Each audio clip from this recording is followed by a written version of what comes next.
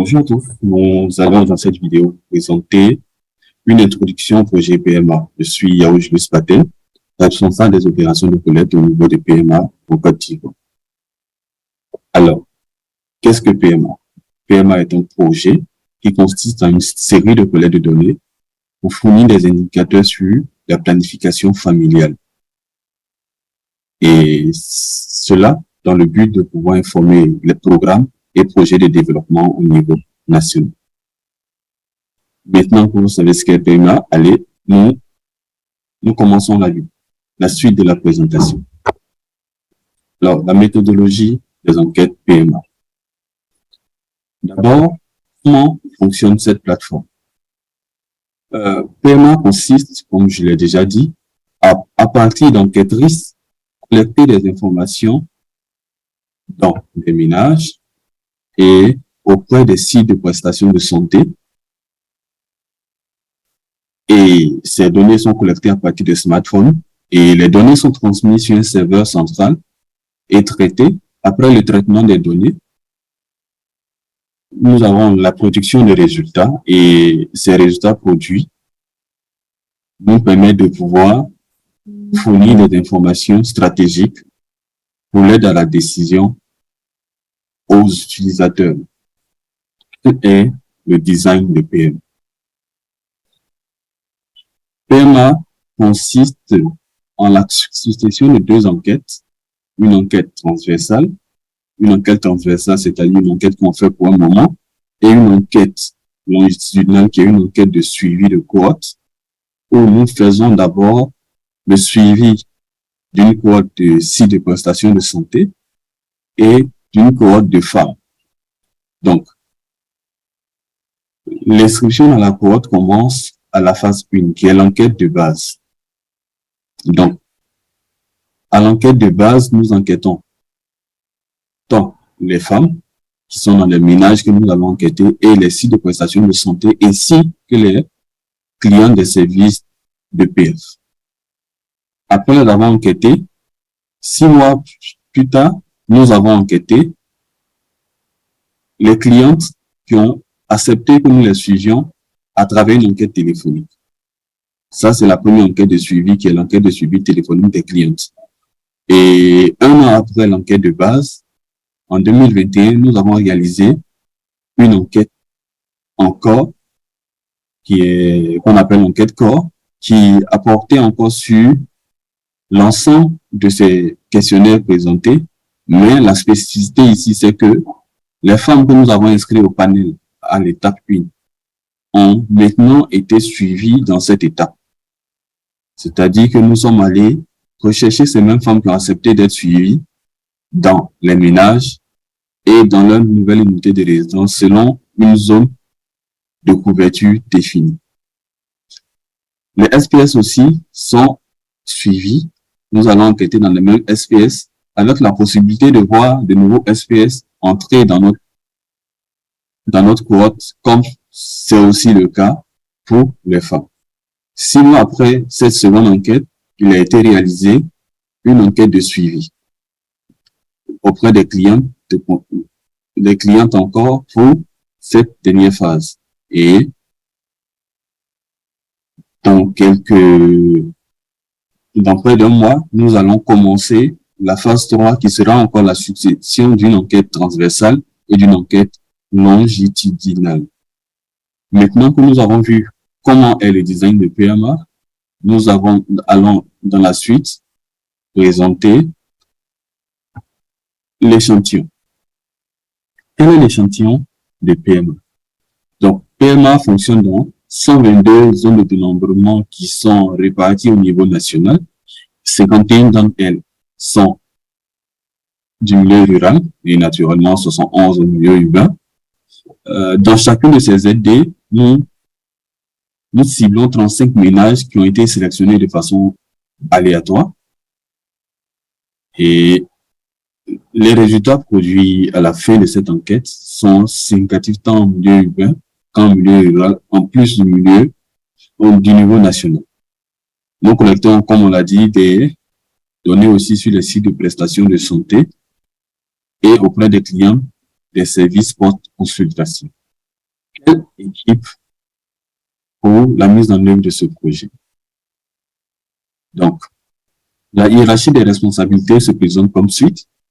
Donc, il y a l'équipe de l'ENCA qui collabore avec l'équipe technique des bâtiments et le programme Management United qui appuie l'équipe de la Côte d'Ivoire ainsi que le hub francophone qui est l'ISSP du Burkina Faso qui appuie techniquement l'ENCA dans la mise en œuvre de cette opération. Donc, au niveau de la Côte d'Ivoire, le chercheur principal, c'est le Dr Mousso et elle a un staff qui est composé de 8 membres. Donc, dont il y a une équipe de gestion de données, une équipe des opérations de collecte et il y a l'équipe maintenant des chercheurs principaux. Par la suite, quand nous descendons d'échelon, nous avons les superviseurs. Donc, pour la réalisation du projet, nous avons 13 superviseurs au niveau de la Côte d'Ivoire. Et ces superviseurs ont à charge 122 enquêtrices résidentes. De ces 13 superviseurs, il faut noter que 9 sont à l'intérieur et 4 à Abidjan. Donc, chaque superviseur a en charge 10 enquêtrices en moyenne. Et il faut noter que les enquêtrices résidentes, ici, sont des personnes qui travaillent tout au long de l'opération dans la zone qui leur a été affectée sans migrer. Donc, ils y vivent pendant toute la période de collecte. Donc, le superviseur, comme l'a montré la hiérarchie, travaille en étroite collaboration avec le staff central, principalement l'équipe des opérations de collecte et celle de gestion de données. Donc, dans la suite, je vais vous présenter l'une des opérations qui a été réalisée et vous allez voir le changement qu'il y a eu entre la phase 1 et la phase 2. Donc, à la phase 1, qu'est-ce qu'il y a? À la phase 1, les opérations débutaient par la cartographie et le dénombrement. Donc, reconnaître les ZD et dénombrer tous les ménages et tous les SPS privés, c'est bien noté, privés, qui se trouvent dans les limites de cette ZD. Après avoir fait cela, le superviseur procède à la vérification et qui, à l'aide de l'application RNG, les 35 ménages à enquêter. Et par la suite, dans chacun de ces 35 ménages, un questionnaire ménage est fait. Et lorsqu'il y a des femmes éligibles, un questionnaire ménage et de femmes est réalisé pour chacune des femmes éligibles. Donc ici, les femmes éligibles sont les femmes âgées de 15-49 ans. À côté de cela, le superviseur fait aussi le tirage de 3 SPS privés lorsqu'il y en a plus. Et dans ces SPS, les heures effectuaient un questionnaire et lorsque le SPS est éligible pour le questionnaire client, des questionnaires clients étaient administrés à chacune des clientes. Il faut noter ici que au niveau de SPS, le superviseur est chargé de pouvoir faire le questionnaire SPS pour les SPS publics. Au niveau de la phase 2, les choses changent. Les opérations débutent ici par la recherche des unités de résidence de la phase 1.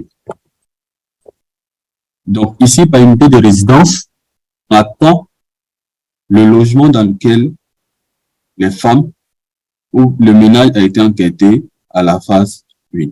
Et dans ce sens, il faut noter que nous ne nous intéressons pas au type de ménage qui se retrouve dedans, mais seulement au bâtiment. Si le bâtiment existe, nous l'avons retrouvé. Et après cela, nous allons dans l'ensemble de ces unités de résidence retrouvées administrer des questionnaires ménages et des questionnaires femmes. Là encore, nous notons deux types de questionnaires femmes, car nous avons deux types de femmes. Il y a des femmes qui sont inscrites dans le panel à la phase 1, qui sont les femmes de panel, à qui nous allons administrer le questionnaire de suivi, et les femmes de base, qui sont les nouvelles femmes que nous avons eues dans le ménage. Et après avoir enquêté ces femmes et fini le ménage, une pause est faite pour que les données puissent être vérifiées par le superviseur et les gestionnaires de données. Une fois cette étape franchie, nous passons à l'étape de cartographie qui est ici la quatrième étape de la collecte. Cette dernière étape, après être effectuée, nous permettra de pouvoir, au cas où nous avions à l'étape 1 plus de 3 unités de résidence détruites, procéder au tirage de ménages supplémentaires pour remplacer les ménages qui étaient dans ces unités de résidence. Et au niveau de l'étape 6, nous allons enquêter les ménages vivants dans ces unités de résidence nouvellement sélectionnées et faire la recherche des femmes de panel que nous n'avons pas pu avoir à l'étape 2 parce qu'elles avaient déménagé de leur ménage de leur unité de résidence où nous les avons trouvées à la phase 1. Quand cette étape est achevée, nous terminons l'enquête en faisant les questionnaires SPS et les questionnaires clients dans les SPS éligibles. Donc, le questionnaire SPS est réalisé par l'ER pour les structures privées et par le superviseur pour les structures publiques. Et le questionnaire QC, c'est-à-dire le questionnaire client, est réalisé uniquement par les ER. Donc, voilà présenté de façon brève les activités que nous avons déjà faites. J'espère que ça pourra vous aider dans votre introduction au projet PMA et vous aurez davantage d'informations lorsque nous allons réaliser la formation des nouvelles enquêtrices. Donc, je vous invite à vous approprier surtout tout ce qui est de la phase 2, car la phase 3 ressemblera beaucoup à la phase 2. Et comme vous avez vu, il y a un basculement qui est grand entre la phase 1 et la phase 2. Donc, je vous invite à vous approprier les thèmes tels que femme de panel, c'est-à-dire femme qui a été enquêtée à l'étape 1 et qui a accepté d'être suivie, que nous avons retrouvé soit dans son ménage à l'étape 2, quand nous étions à l'étape 2 après avoir retrouvé l'unité de résidence, ou qui n'était plus, qui a déménagé et que nous allons aller chercher à l'étape 6. C'est-à-dire qu'elle n'est plus au niveau de son unité de résidence habituelle, mais son ménage a déménagé ou bien elle seule a déménagé. Donc, à l'étape 2, à la phase 2, pardon, quand la femme se retrouvait toujours dans les limites de la sous-préfecture et pour Abidjan, la femme se retrouvait toujours dans la ville d'Abidjan, on partait rechercher cette femme-là pour pouvoir lui administrer un questionnaire de suivi femme, après avoir fait un questionnaire ménage avec son nouveau ménage. Maintenant, les femmes de base, ce sont les femmes que nous avons nouvellement dans les ménages, soit c'est un nouveau ménage qui est là et toutes les femmes sont de nouvelles femmes, ou soit c'est l'ancien ménage, mais il y a de nouvelles femmes qui sont là, ou bien une fille de 14 ans qui a eu 15 ans entre les deux enquêtes. Donc, voilà un peu présenter l'ensemble de ce qu'est le projet PMA. Je reste disponible pour vos questions.